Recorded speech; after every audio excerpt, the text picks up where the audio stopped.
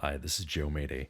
I just wanted to throw together a quick video on my tracking and mixing template that I generally make for each one of my projects.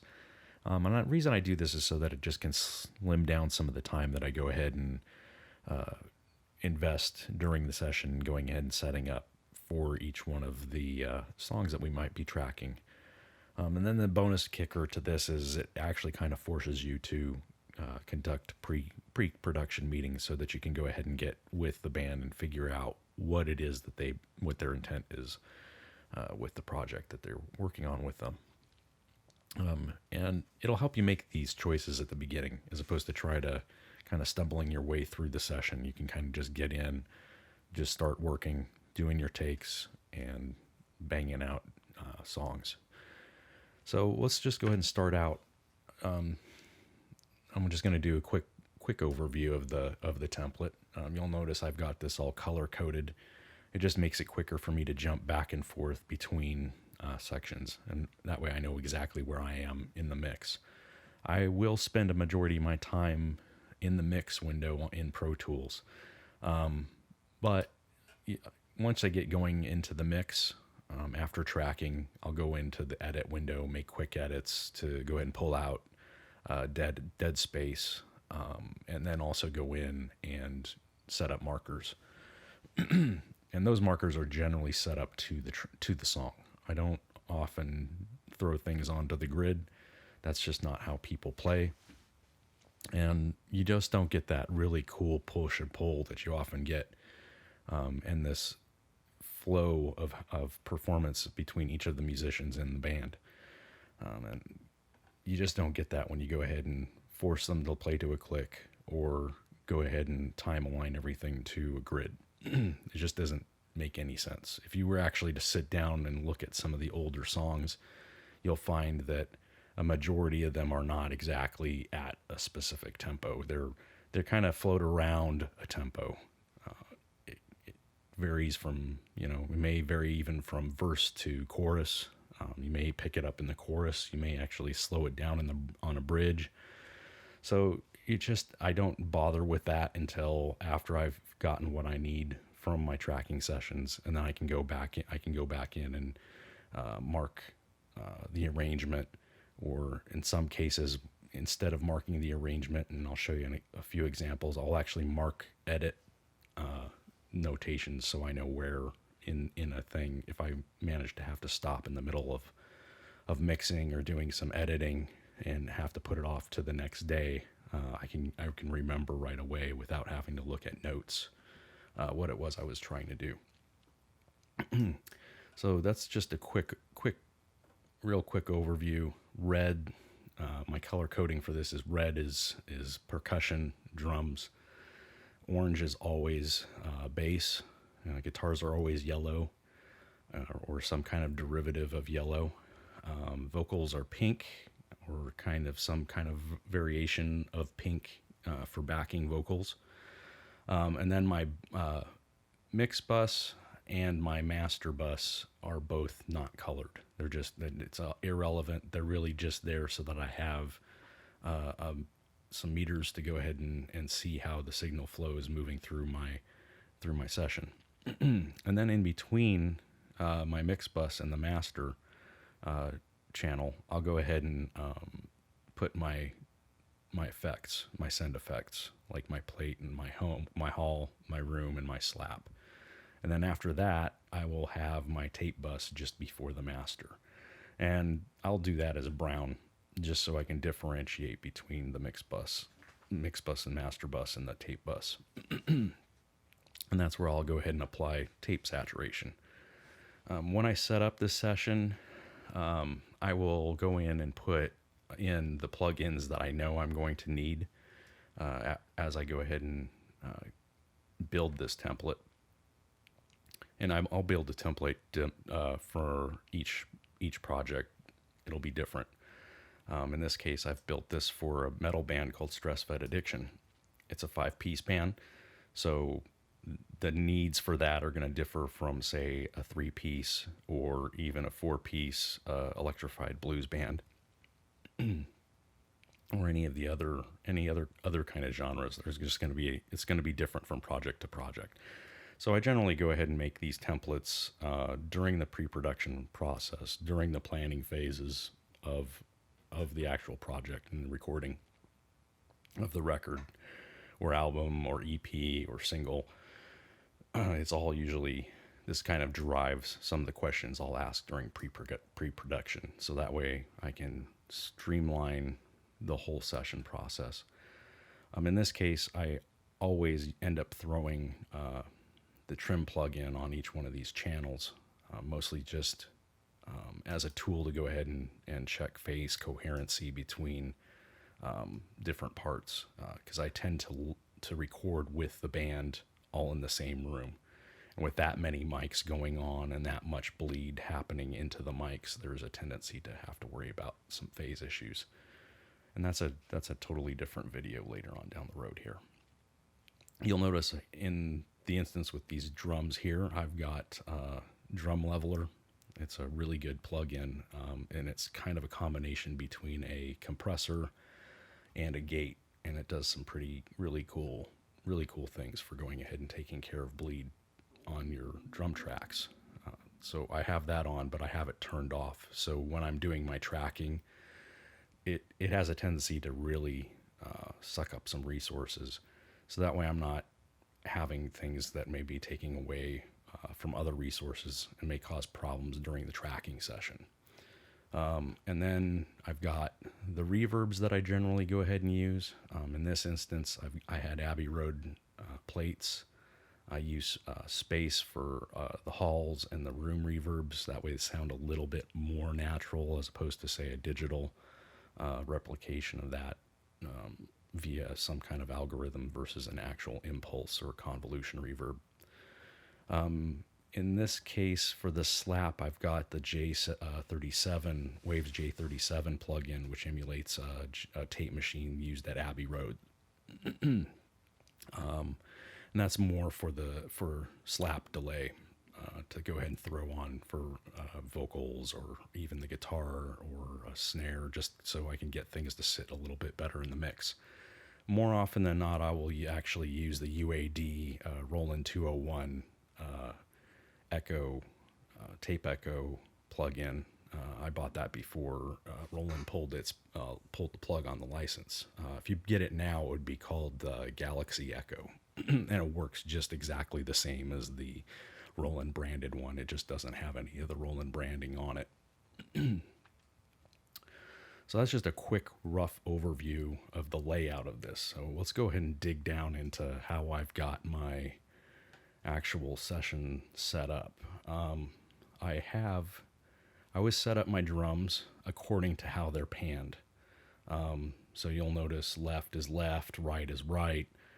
Sometimes this may be flipped if it was decided with the band that we were going to go ahead and do drummer's perspective for the drums. In this case, more often than not, audience perspective is sufficient. Some bands may want to have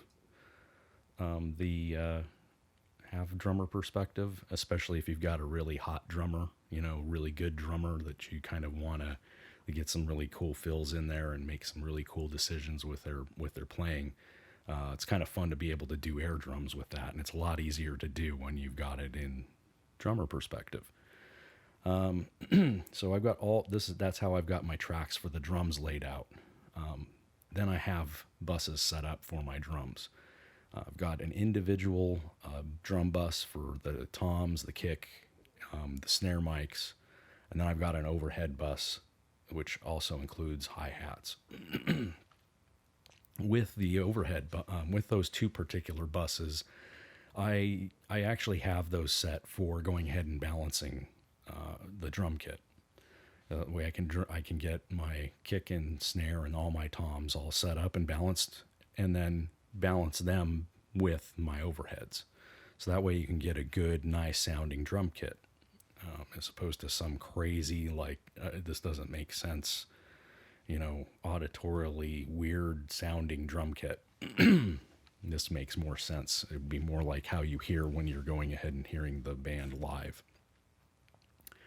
Then I've got a parallel compression bus. And then all of these three particular buses run right into what I call my A drum bus, which is kind of odd because it is a drum bus, but it's for all of my drums. That's what the A stands for.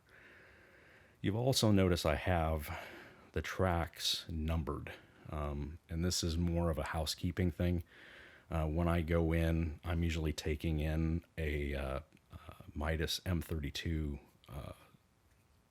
the 16 channel M32 Midas board, and it just makes it easier for me to know which channel my mics I'm running into, because I've had it happen in early days of doing this. I've had it happen where I've taken an additional hour and a half because I screwed up and had all the mics going into the wrong inputs. This kind of cuts down on this. I know this is going to go into track 1, this is going to go into track 2 and track 3 and so forth and so on. I also go ahead and set up my inputs. These are disabled because I don't have my board hooked up to my computer at the moment. But once I do, and I've gone in and set and changed my playback engine and my hardware to my M32, these will light up and become active again. All right. Going on to the bass, my bass bus or my bass channel, it's just a DI. In some instances, if I've got the channels to do it and I haven't done this yet, I may go ahead and amp or go ahead and mic the amp for the bass. And that's particularly important because you can actually get a different sound than as opposed to running the DI and using an emulator. So you can kind of get a bit of the room sound, or you can get a bit more of that push that you tend to get from miking a cabinet. That does not run into a bus because it's one channel. I'm not really controlling multiple channels. If I have multiple channels and I need to balance it, it's a lot easier just to send it to a VCA or an aux send. I use aux sends more often than not, more out of not changing my workflow when most VCAs were kind of spotty in how they worked. For some reason, most of the aux channels and in most of the DAWs that I've used in the past, the behavior for the auxes was a lot more reliable than the actual VCAs, and that's not necessarily the case anymore. Though I have heard of there being VCA issues, say in the new Luna. I've heard some people still have issues with VCAs in Pro Tools. A long time ago, I decided I just wasn't going to deal with that. If you're finding that maybe you've got too much processing going on, or you need to go ahead and cut down on some of the memory requirements, you can also turn these into VCAs and use them to control and balance. I like to have the option to be able to throw on any kind of processing here if it may be something that will correct something for the actual group of tracks that I have sent to that bus. And that's really helpful, particularly if you've got, say, doubles and triples of the vocalist acting as the background vocals for a track, or maybe just the double for a chorus. You can kind of do that same thing where you've got all of those, and you can kind of balance, you can kind of process them all on that one particular bus, because they're all the same, essentially.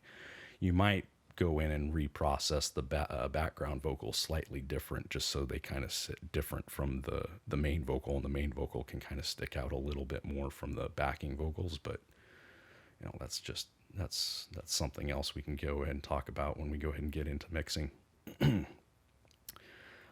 We go over after that, you'll notice that's the bass. It goes drums, bass. I've got rhythm, pretty much the rhythm section all together in one spot.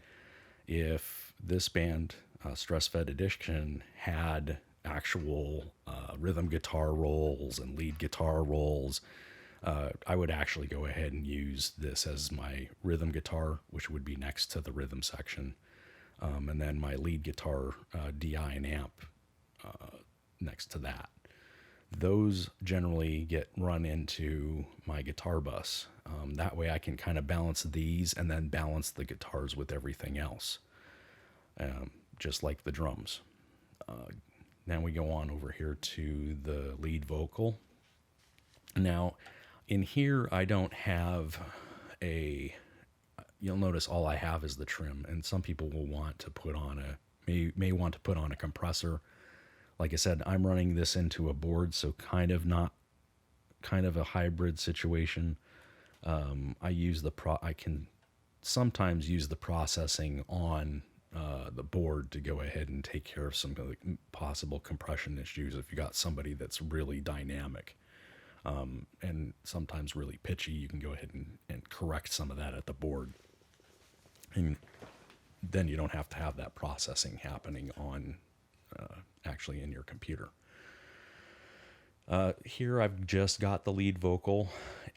In other instances, if I had known in advance there were backing vocals, I would have backing vocals, and they would actually be assigned or laid out in much the same way I have the drums, according to how they're panned in that section.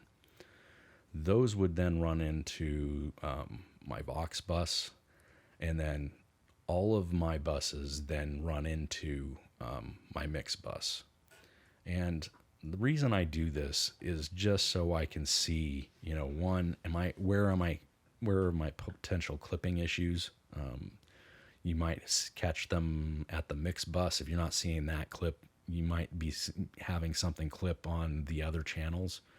And I've found in the past that sometimes it's in the plugin that I'm using. So you might say you're putting some compression on, but you kind of screwed up and messed up and put too much makeup gain. So now you're clipping actually in the compressor, but it's not clipping on the channel here. And sometimes that can kind of catch you out because you can't see that. And that's kind of why I've got these little spots where I can kind of check, well, I'm not getting clipping here and I'm not getting clipping on the channel. So that tells me I'm probably getting clipping on my plugin, on one of my plugins. It could be the EQ, it could be a compressor. More often than not, for me, it's been compressor because I sometimes forget to go ahead and check the output on the compressor. So we got the mix bus. This may seem odd, and this was probably more out of not understanding or not knowing how most boards, analog boards in particular, were laid out. I was always of the impression that the effects buses were kind of over by your transport controls. And some boards you kind of see that is the case. Other boards may have the effects in other places. Like if you look at a Tascam board, that's usually used for live, but you can record with it just as well as you can do live sound with it. The Tascam board actually has the effects in a totally different separate section all unto itself. It's not between the mix bus and the master. But this is just more for me. This is just how I did it. I just started doing it and I just kind of fell into place. So it may be wrong, it may be right. It doesn't matter. This is just how I do it. These all go to my mix bus, and then my mix bus actually feeds my tape bus, and that's how I go ahead and kind of emulate the multi-track tape recording.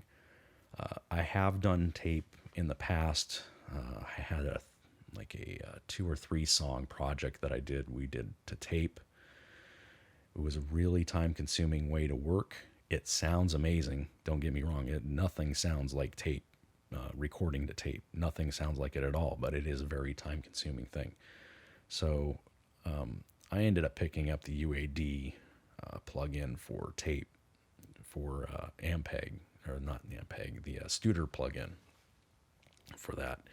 And I found that it does a pretty good job.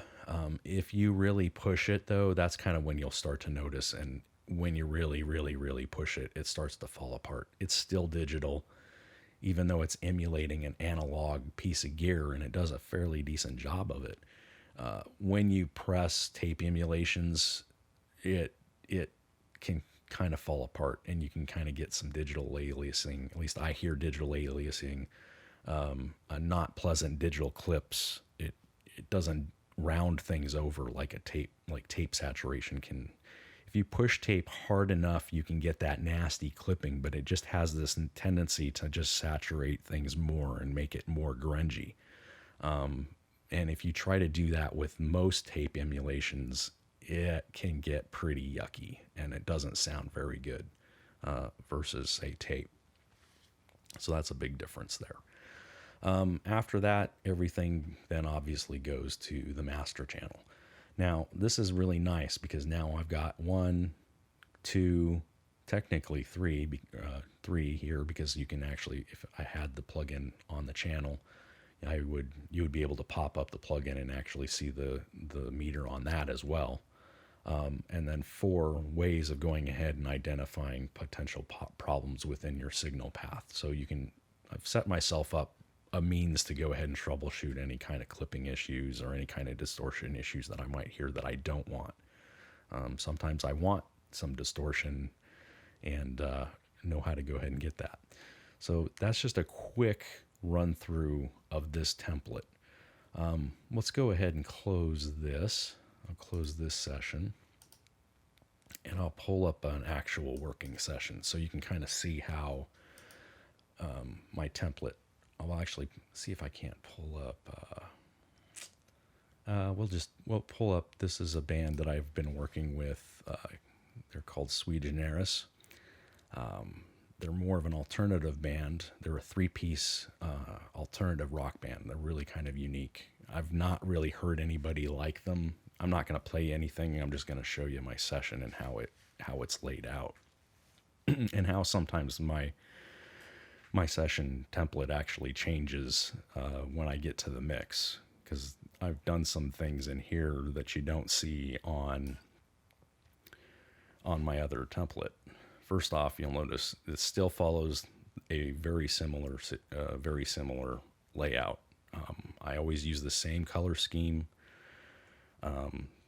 Here, I've not done anything overly crazy. My drums are all the same as the drums on the other template. My bass is the same. But here, the guitars are different. And that's because this is a 3-piece band. And it's actually 1 guitar player. So what I had originally done is I had taken and done I had mic'd the amp for his guitar, and I also took a DI from the guitar. But in this instance, I've got this set up. I've got his amp mic here. What I've used is the Abbey Road artificial double plug-in. This was really kind of a slick plug-in, and we'll get into doubling, but this really kind of gets you the closest to a double without it being an actual double. And there's all sorts of other ways to kind of fake it, but as far as I've been able to find, apart from actually doubling, this is a close second, a really good close second. And that goes into what I call the 2020 bus. It's the amp. I've gone ahead and run it into a hall, run that ascend to the hall. Here I've got, this is what I call my guitar ear candy channel. What I've done is I've taken and doubled this. Essentially, it's kind of the DI. I think it was the DI what I did. Let me look here. Yeah, this is essentially the recording and the DI. It might be the DI. I don't remember. No. That's an overdub. Okay, and then what I've basically done is I sent this to Soundtoys Crystallizer because I wanted some, crazy, weird ear candy type stuff. And because they have a lot of like psychedelic elements using delay, I also went ahead and threw on the stereo imager to go ahead and pull it out even further, so it sounded a little bit wider, and it would give it that kind of that ethereal, supernatural, more of a psychedelic feeling type of a sound. And then I've gone in here and I've got my guitar DI. On my guitar DI, I've actually gone ahead and turned that into a clean. James is the guitar player for Sui Generis. He's the front man, and he's got a really good grungy sound. And I wanted to have that, be nice and saturated and grungy. But then I also wanted to have a clean, kind of a nice clean guitar tone with a little bit of crunch, a little bit of distortion, but a pretty clean tone to go ahead and float in underneath that, to go ahead and give it a little bit more presence. And, so I've totally repurposed the template that I had for Sui Generis, which was similar to the one I had for Stress Fed Addiction, but I made changes in the mix. So I still use this same template, but I'm not beholden to it. Obviously, you want to be able to do some creative things, and sometimes that means you're going to have to add additional things to that. You may have to go in and do some doubles, because you, in the process of doing the tracking and going back over the track with the artist, you guys might come up with something cool and a cool idea. Ooh, hey, might be able to do this. Can we do that? So don't be a slave to the template. The template is there to just be a tool to get you from point A and to kind of get you into point B, being the mix. And then from there, it's kind of a free for all. It's like, okay, great. But all of my buses still flow through this project in very much the same way that I originally had set it up. Here I've got a lead vocal, I've got a vocal double, and then I've also got a parallel compression bus for my vocal, so I can just kind of thicken it up and give it a little bit more oomph. Sometimes they can kind of sound a little thin when you just do the one. That's why you do the doubles. It can kind of thicken it up. Going ahead and parallel compressing the vocal is a Andrew Sheps thing that I picked up from a few videos that I watched of Andrew Sheps working. He tends to always parallel compress the vocal, and I decided I would give that a try one day, and I really liked it, how it sounded, and it was a good fix for making the vocal sound nice and thick and rich. And that was a solution I needed to have. I needed to make the vocal a little bit more thicker and a little bit more rich, and that allowed me to do that. Okay. Going on here, you'll notice I've added to my effects section here. I've got a chorus. I still have my plate, my room, my hall, my slap. I've got a chorus. And that was for, I believe I have that kicking in at about, let me see, what do I have sending to that? The vocal, and that's for the choruses. And that's pretty much that. Everything else is pretty well the same. Obviously, my plug-in choices are going to change depending on the project, depending on the song. The most important thing you need to take away from this is each track is different. Each band is different. So you need to treat every situation, each session, like a whole new set of problems. If you're working with that band again, in a way, you kind of have to still treat it. You may want to treat it still like a whole new set of problems when you get a new project with them, because you may want a new sound for that particular album. You don't really want to shoehorn yourself into doing the same thing over and over again. Well, I did this for this band. Well, each band is different. Each band is going to sound different. So that means there's going to be a whole different set of things that are needing a solution. And you've got all these tools at your disposal. So going ahead and relying on the same solution for a problem that may not even exist just because you did it in one project, treating it dogmatically, well, I did it on this project, I'm going to do it on this project. It may not even need to be done. So, that's kind of why you've got the template. It's there to kind of get you going, and then you can still make good creative decisions based off of what you're hearing and what you've already gone over with the band during your pre-production meetings and prior to your tracking session. That's pretty much it. That's the Sui Generis song here. Let's close this out. I will pull open a metal session. Actually, the session from Stress Fed Addiction. Let's go into here. This is one I'm a little further along. The quarantine's kind of thrown everything off, so I've got overdubs that still need to occur, and some additional vocal tracking. Okay, here in this instance, you'll notice I've got memory locations already preset.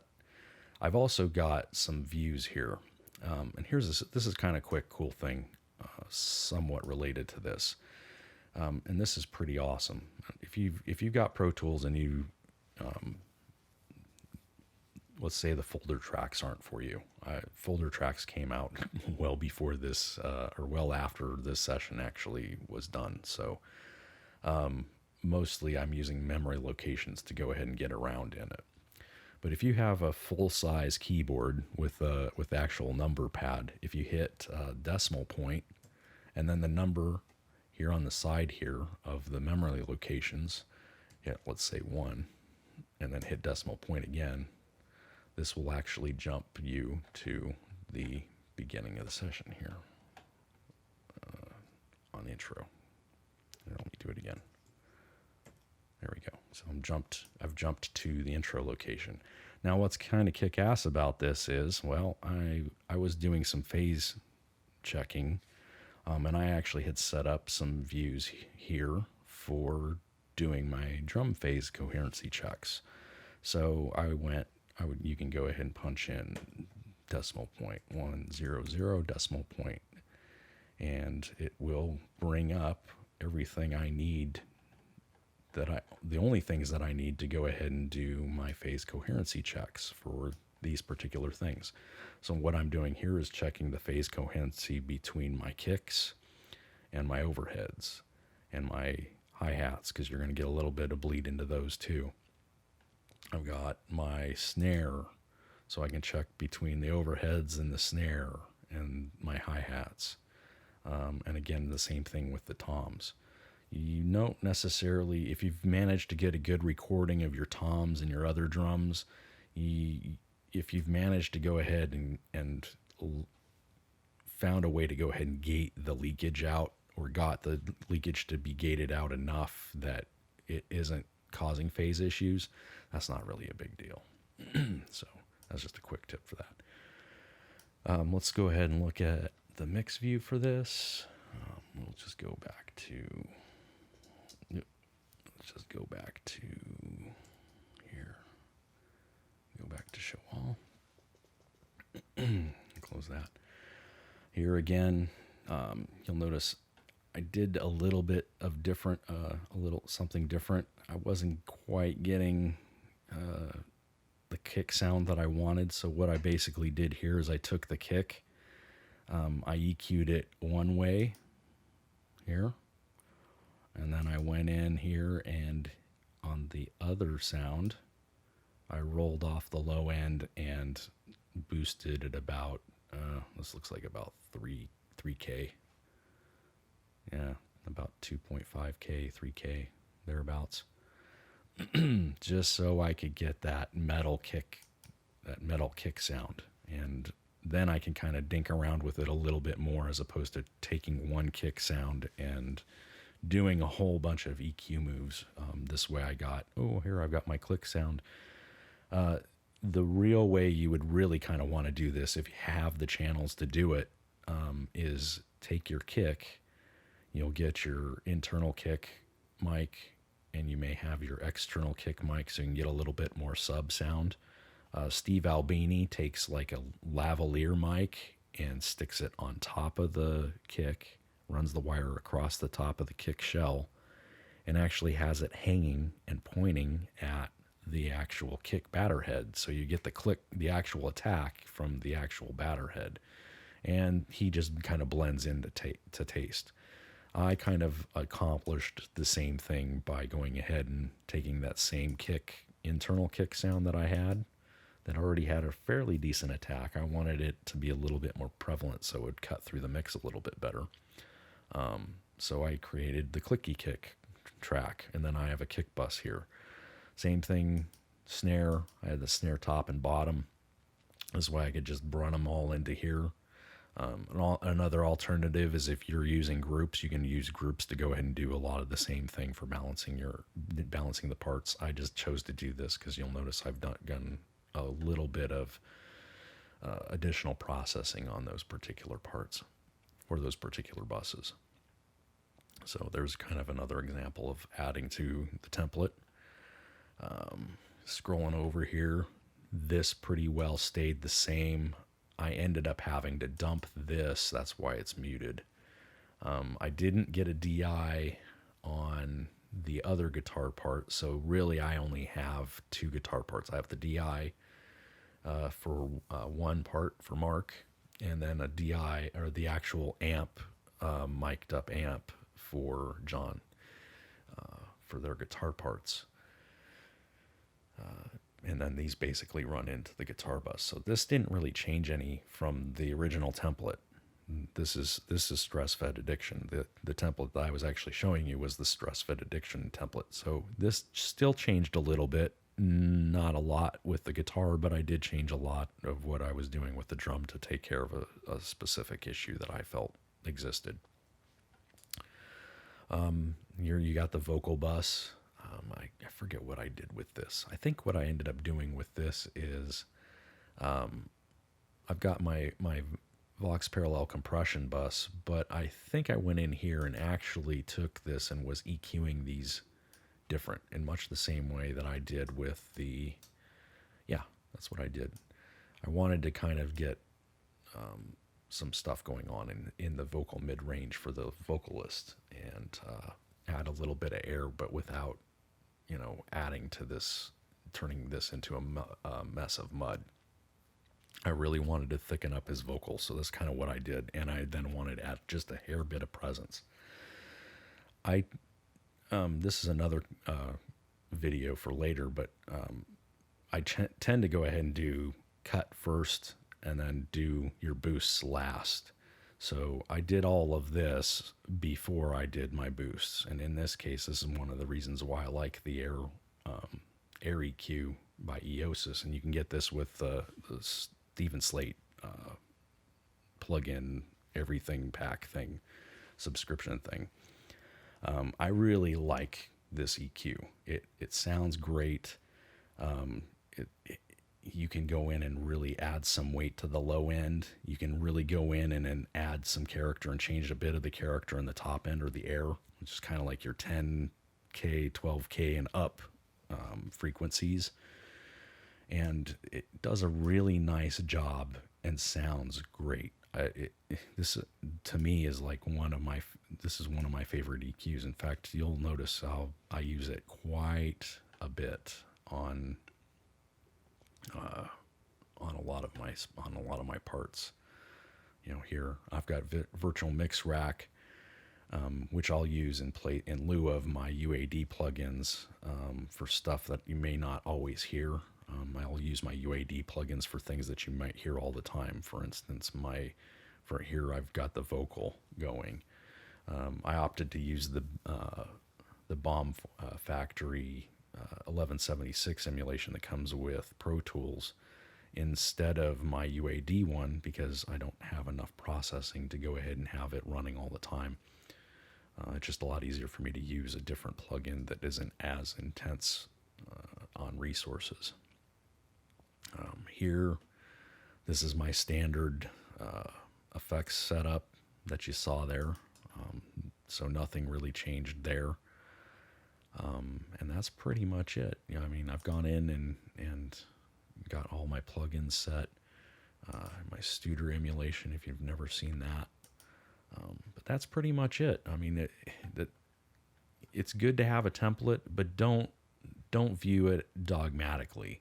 It's a good starting place. That's what it's there for. It's there to help you save time.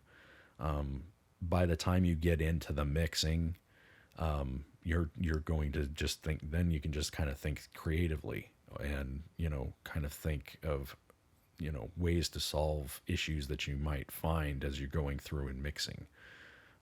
And that's kind of the way I think. Well, and I'll actually do a video on the way I think when I go ahead and do my music production. But this is just a really good quick video. I had actually seen people ask for this on a few of the other channels on YouTube that I subscribe to.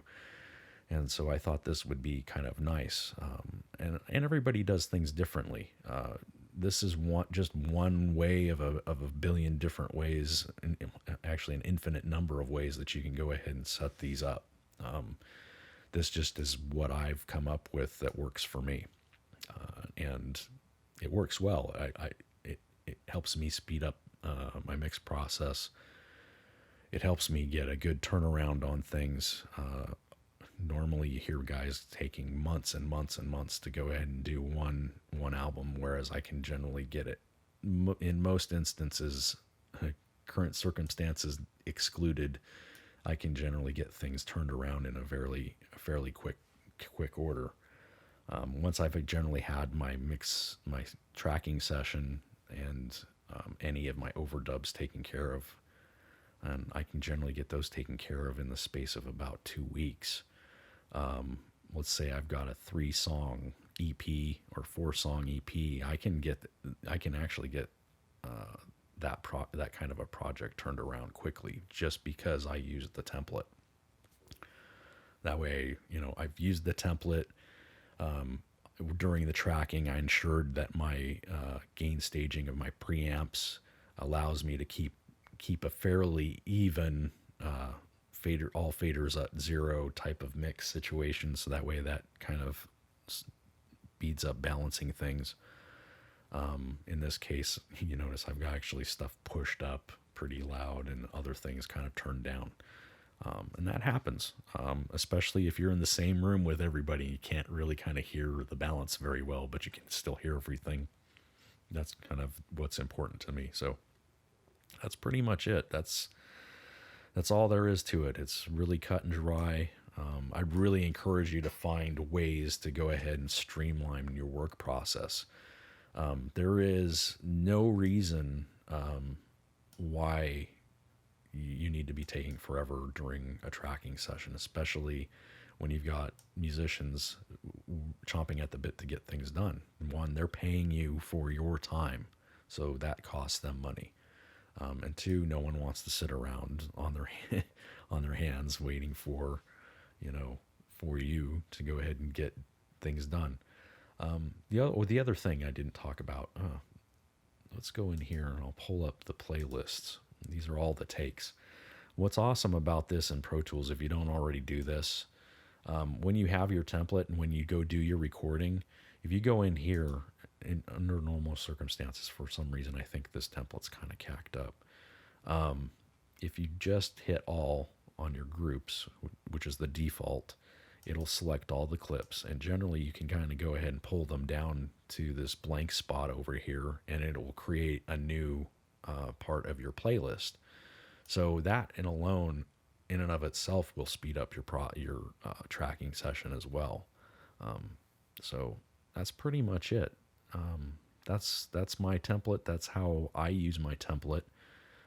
We'll go ahead and in the future do a few, we'll go through some of my mixes and why I've made certain decisions that I made during the mix process. But this is just a good quick overview of how I kind of generally work, and a really good brief thing to add to your pre-production planning for projects and whatnot. Again, this is Joe Mayday. Thank you for watching. If you liked this video, please subscribe, hit the bell so that you get subscription updates. And thank you. Stay healthy and have a good time. Make some music.